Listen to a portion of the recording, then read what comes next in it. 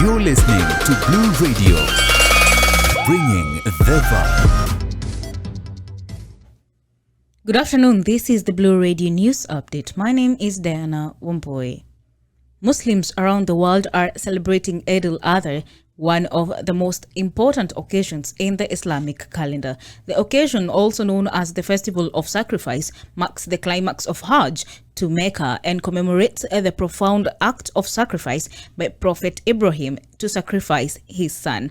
The annual Hajj to Mecca and Medina in Saudi Arabia is an obligation only for those men and women who are physically and financially able to perform it once in their lifetime. President William Ruto and his deputy Rigathi Gachagua have penned special messages wishing Muslims a happy and joyous Eid.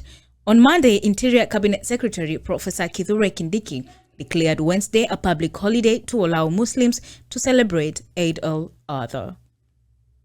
Azimio leader Raila Odinga has called on Kenyans to engage in tax boycotts as a form of political protest to the Finance Bill 2023 signed by President William Ruto. Speaking in Kamukunji, the opposition leader told citizens to adopt various measures, including carpooling and walking instead of driving, to prevent the government from collecting additional funds through the increased value-added tax on fuel products.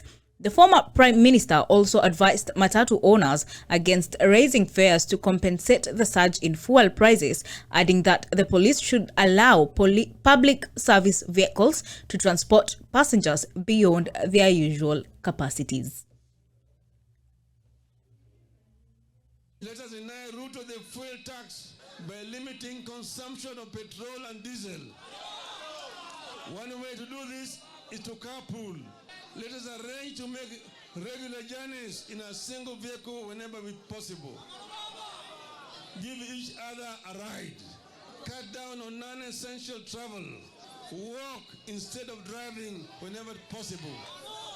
I appeal to Matatu owners to support tax boycotts.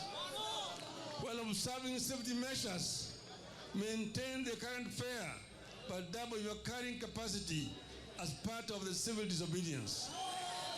Our police officers should support our call by allowing matatus to carry above capacity at current costs so that Kenyans can commute. At the same time, the Azimio leader urged businesses and employers to avoid electronic tax registers and file nil returns. Azimio announced that its supporters will engage in a series of acts of civil defiance until the Finance Act is repealed. I appeal to businesses to disable or avoid electronic tax registers, make nil returns on VAT, and instead give discounts to customers. This way, we shall recover the VAT Ruto is taking illegally through the fuel. I appeal to employers to ignore the punitive deductions of employee salaries that will only line the pockets of Ruto's strategically placed cronies.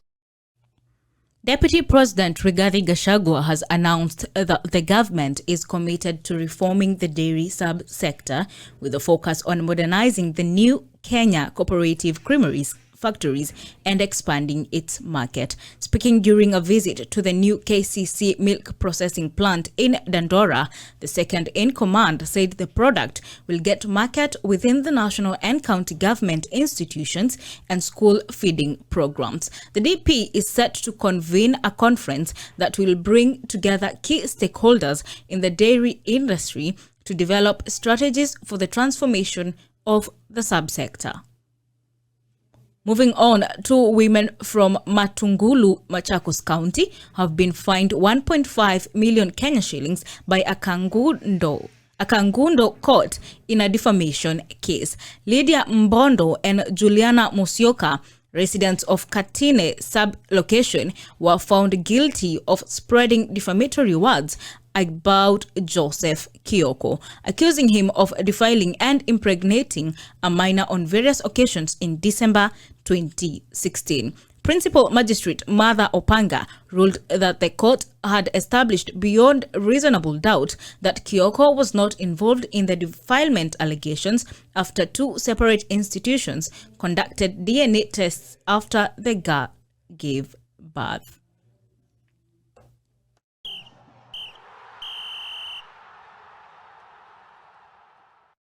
In sports, Real Madrid has announced that veteran midfielder Luka Modric will continue to be part of the club for another season. 37-year-old Croatian has renewed his contract with the Spanish side, committing to stay until June 2024. Modric joins fellow players Toni Kroos and Nacho Fernandez in extending their contracts with Madrid this summer. That's the news update. My name is Diana Womboy.